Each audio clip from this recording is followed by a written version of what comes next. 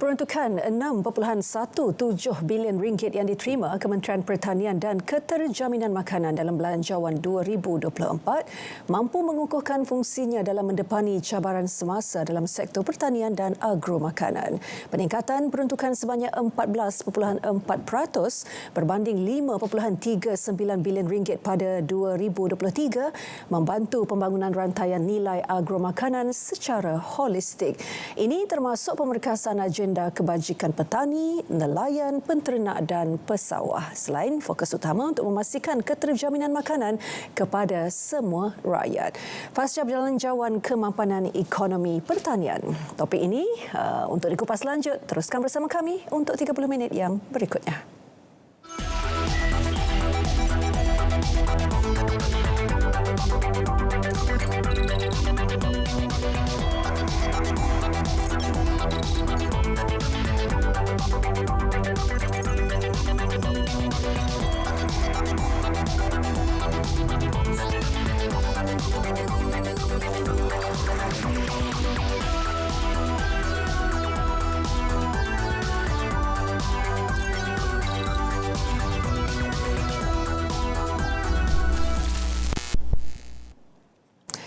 Salam Malaysia Madani, ini Base Malaysia edisi Selasa 17 Oktober 2023 dan saya Hazel Desmond. Seperti biasa kami mulakan dengan perkembangan tempatan. Perbadanan Produktiviti Malaysia MPC sedia meningkatkan produktiviti serta daya saing seperti mana hasrat ekonomi madani. MPC dalam satu kenyataan memaklumkan untuk terus komited mencapai pertumbuhan produktiviti 3.8% serta menjadikan Malaysia destinasi utama pilihan pelabur tahun depan. Justru inisiatif peningkatan produktiviti melalui reformasi penerima gunaan teknologi turut dilaksana bagi menyediakan akses kepada peniaga untuk membangunkan penyelesaian automasi serta mengurangkan kos operasi perniagaan melalui teknologi digital.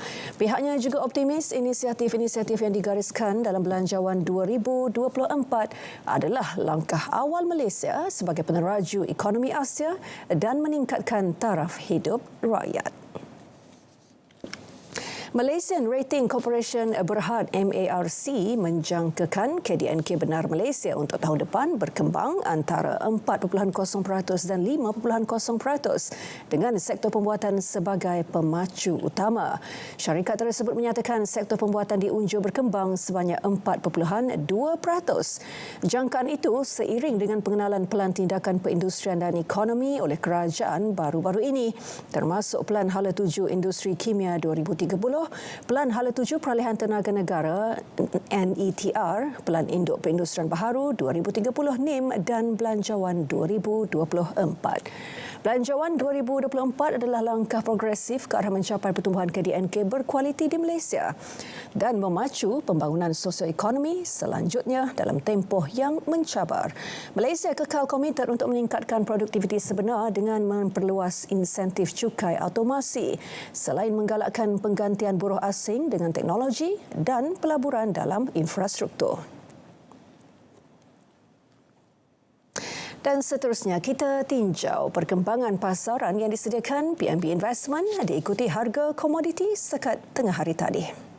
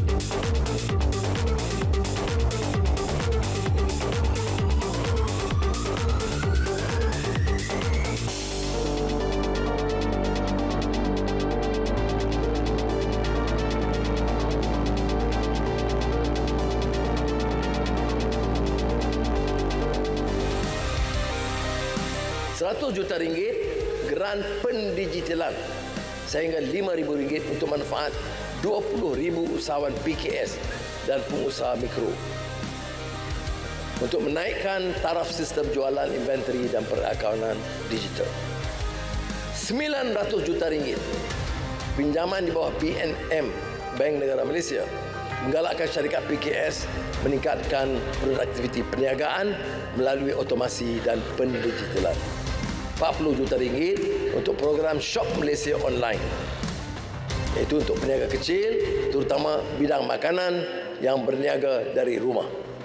Pusat ekonomi digital di setiap DUN akan terus diperkasa untuk menyokong pengusaha kecil menjual produk secara dalam talian dengan peruntukan 25 juta ringgit.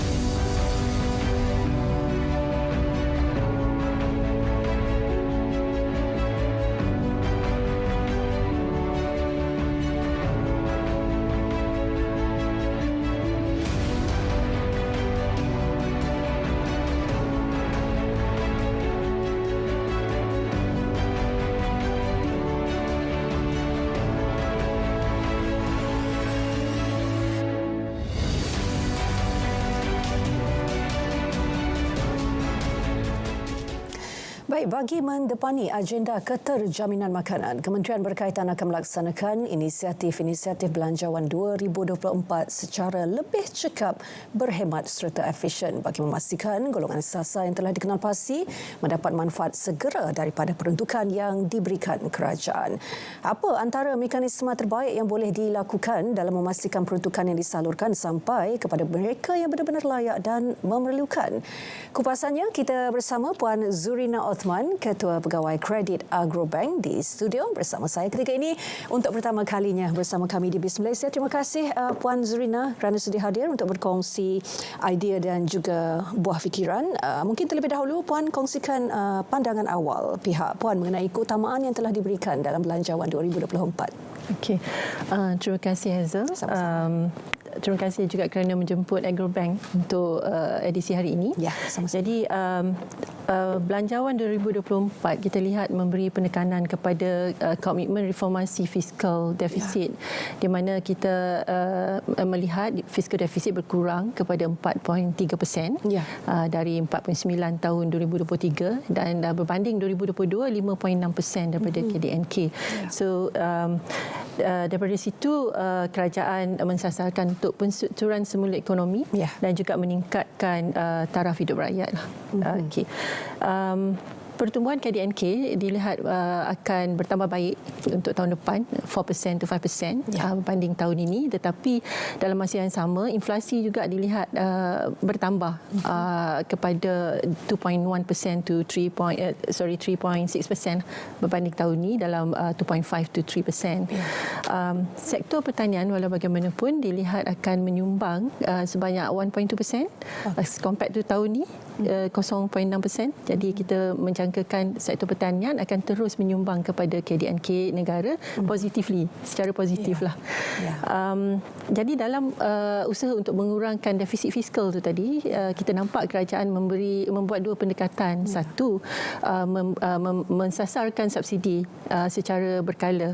Okay, yang kedua pula meningkatkan sesetengah cukai. Contoh dia cukai barang bernilai tinggi yang dinaikkan daripada 5% kepada 10% dan juga cukai perkhidmatan daripada 6% kepada 8%. Jadi secara keseluruhannya penambahan cukai perkhidmatan ni akan menjana hasil sebanyak 900 juta. Jadi untuk mengimbangi pengurangan subsidi itu tadi. Sebab bila kita tengok subsidi tahun lepas kerajaan mensasarkan 64 juta. Tetapi subsidi setakat hari ini saya rasa lebih 77 juta bilion dan dijangkakan untuk tahun ini sahaja akan meningkat kepada 81 bilion. Tahun depan bajet 2024 telah mensasarkan subsidi sebanyak 52.8 bilion. Jadi nampak perbezaan yang ketara kan, 64 53. Dengan itu kerajaan perlu melaksanakannya secara efisien, berfasa dan tidak mengganggu kepada ekonomi negara.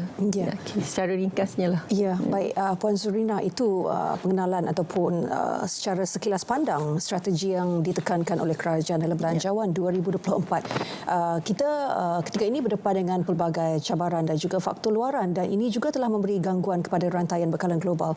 Mungkin Puan Zurina boleh berikan pemahaman kepada penonton BIS Malaysia ketika ini apa yang perlu kita fahami mengenai gangguan rantaian kesan global ini, bekalan global ini, dan juga kesannya kepada rakyat Malaysia seperti saya, Puan Zurina, dan juga pemain industri dalam bidang pertanian dan juga agro makanan. Okey, kita tahu gangguan rantaian bekalan global ni datang dari beberapa faktor. Satu faktor perubahan iklim, climate change kan. Sekarang ni sustainability dan climate change menjadi topik utama dibincangkan di mana-mana media. Dan kadar pertukaran mata wang asing juga lemah untuk ringgit Malaysia against other currency. Konflik geopolitik global bermula dengan Ukraine dan Russia, dan sekarang Palestin dan Israel punya issues akan juga mengganggu rantaian bekalan global ni tadi. Jadi kalau kita tengok daripada awal, impak langsung kepada sama ada climate change ataupun geopolitical instability ni adalah kepada bekalan sumber material untuk pertanian, feed meal ataupun bekalan makanan pertanian. Contoh dia jagung dengan bijirin datangnya kebanyakannya daripada Ukraine dengan negara sekeliling. Jadi apa yang berlaku kepada pasaran barangan asas tempatan yang kita nampak paling dekat yang berlaku tidak lama sebelum ni adalah kenaikan harga beras, di mana pemain industri utama contohnya India yang mengeksport 40% daripada ekspor dunia beras kan, telah menyekat ekspor keluar beras putih bukan basmati. Yang kita pula menjadi pengimport beras daripada India. Jadi apa yang berlaku, telah berlaku peningkatan kepada harga beras putih import sebanyak 36%. Jadi kerajaan melalui Bernas telah melakukan, melalui beberapa agensi sebenarnya, telah melakukan beberapa intervention, antaranya adalah dengan menghadkan maksimum 100 kg per person per company, dan juga Pharma meluaskan lagi pasaran untuk golongan yang berada di luar bandar lah. Bila Pharma, dia akan memastikan bekalan di luar bandar tu mencukupi. Itu adalah antara perkara yang kerajaan telah lakukan lah. Salah satu lagi perkara yang kita boleh nampak adalah kerajaan memberi subsidi sebanyak RM950 per tan untuk beras import putih di Sabah dan Sarawak, dan harga kawalan berada pada RM31 per 10 kilogram. Itu adalah salah satu cara lah untuk mengurangkan beban kepada rakyat.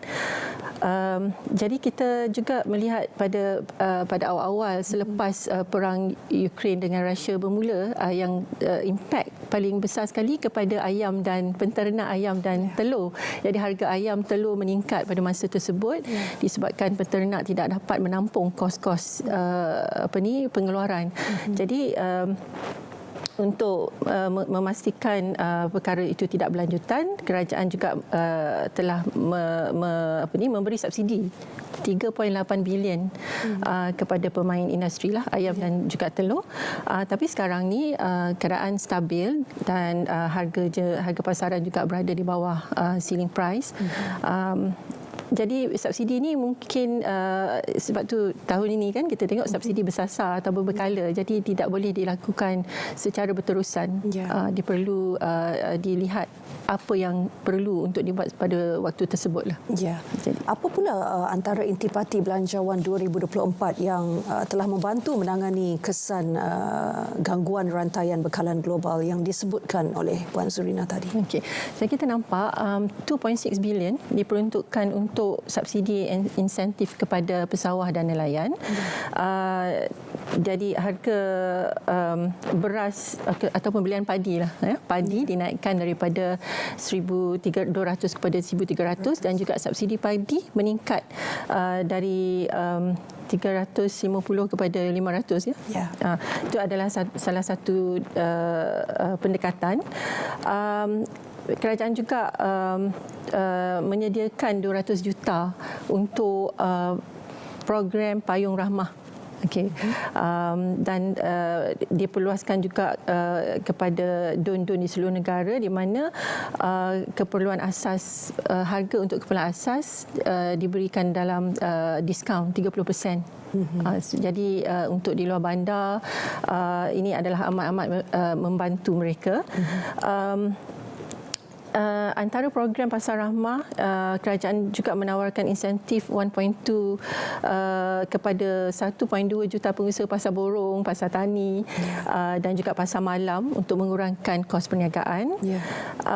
Saya rasa satu lagi yang perlu diberi penekanan adalah STR, sumbangan tunai rahmah, di mana daripada subsidi tadi, penjimatan daripada situ disalurkan untuk STR.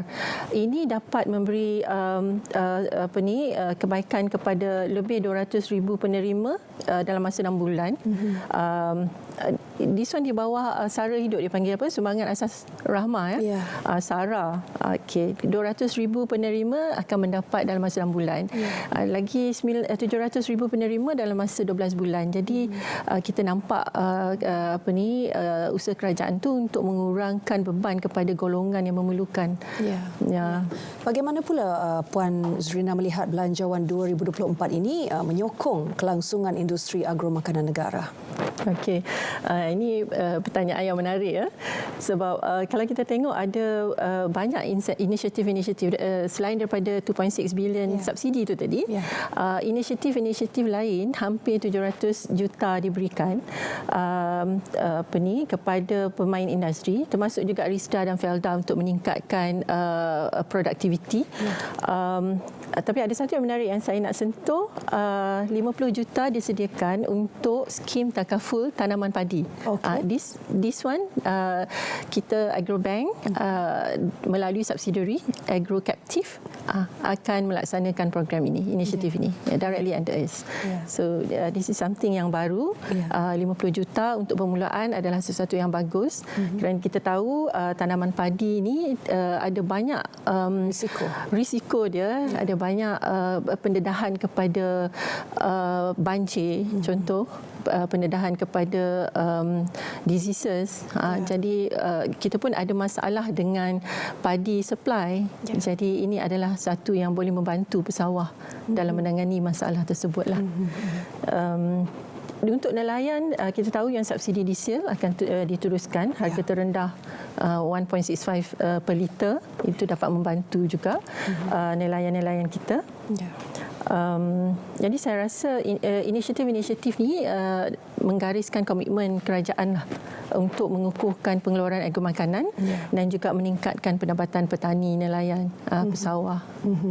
Dan bagaimana pula kalau boleh dikongsikan pelibatan usaha dan juga program yang telah dan sedang dilakukan oleh pihak Agrobank untuk meningkatkan pengeluaran makanan tempatan? Alright. So, seperti mana yang mesti sudah aware kan, Agrobank ini berada di pasaran daripada tahun 1969. Nama dulu Bank Pertanian. So kita memang mandated untuk membantu agriculture industry lah. Itu yang mandate yang asas Agrobank. Jadi apa yang kita lakukan, strategi keseluruhannya, kita menyokong hasrat kerajaan untuk menaikkan sektor pertanian ni berasaskan kepada dasar agro makanan negara, DAN, di mana pengkhususan diberi kepada ternakan, perikanan dan tanaman. Jadi apa yang Agrobank buat, kita ada 1 bilion fund yang ada pengkhususan untuk industri-industri yang disebut tadi. dalam rate yang begitu rendah, 3%, 3.5, ada ranges lah, 3.5, ada yang 3.75, tapi yang paling rendah 3% untuk membantu pemain industri bagi mendapatkan bantuan pinjaman. Jadi kita punya fokus ni ada dua. Satu untuk menyelesaikan isu security makanan yang rendah SSL. Satu lagi menggalakkan pertanian moden. Okay. So dalam 800 ataupun 1 billion fund yang kita ada, kita memang ada peruntukan untuk 4IR. Contoh dia untuk petani yang ingin menggunakan IoT ataupun teknologi yang moden yang dikenal pasti dan dapat pengiktirafan daripada kementerian sendirilah. Jadi lagi satu dari belanjawan ini sendiri diperuntukkan 430 juta di bawah untuk dikendalikan oleh Agrobank, meningkatkan kapasiti pengeluaran makanan dan juga fokus kepada meningkatkan daya saing kepada agripreneur muda. So tadi saya cakapkan, saya sebut pasal fund yang Agrobank sudah ada sekarang, termasuklah 50 juta untuk agripreneur muda. Okey, kita tahu juga kemapanan ekonomi pertanian ini amat memerlukan pelibatan anak muda. Mungkin boleh dikongsikan perhatian Puan mengenai pelibatan golongan muda dalam bidang keusahawan agro ini. Saya pasti pihak Agrobank telah pun banyak memberi galakan dengan segala grant dan juga peruntukan yang disediakan oleh kerajaan.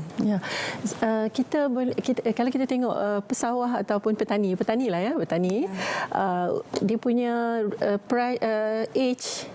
general age lah untuk petani ni 50 dan ke atas. Jadi orang yang agak berumur kan. So orang muda ada yang berminat, tapi mereka tidak minatlah untuk melakukan pertanian tradisional. Mereka lebih kepada pertanian moden, menggunakan teknologi, agrotech, agrofintech. Disebut tadi, kalau kita refer balik kepada pernyataan saya sebelum ini, kita menyediakan 50 juta untuk agripreneur muda dan juga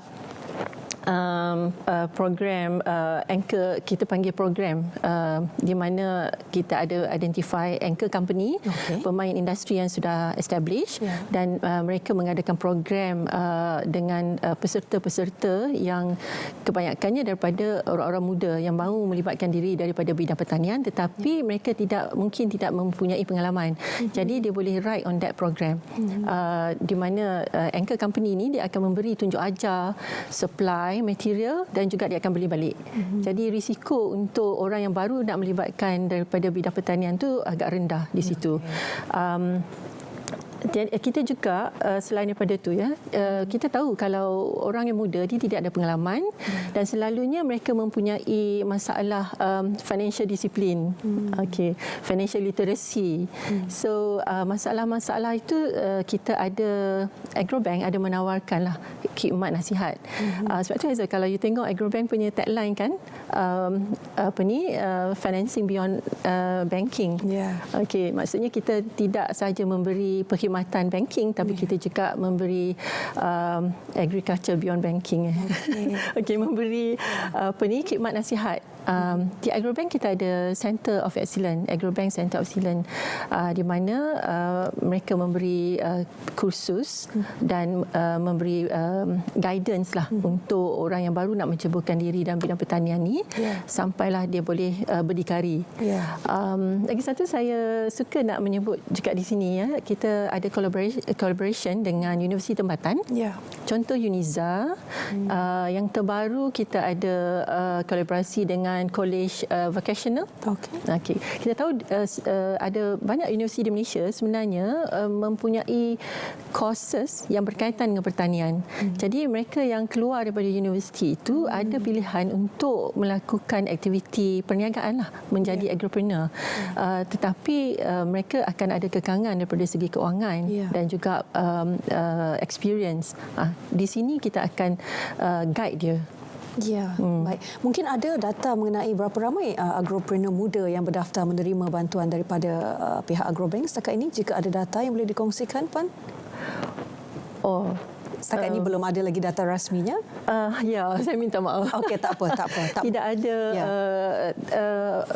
Tapi kita ada peruntukan dalam 50 juta ringgit. Dan kita ada juga kolaborasi dengan kementerian di bawah AgroYes. Dia panggil AgroYes.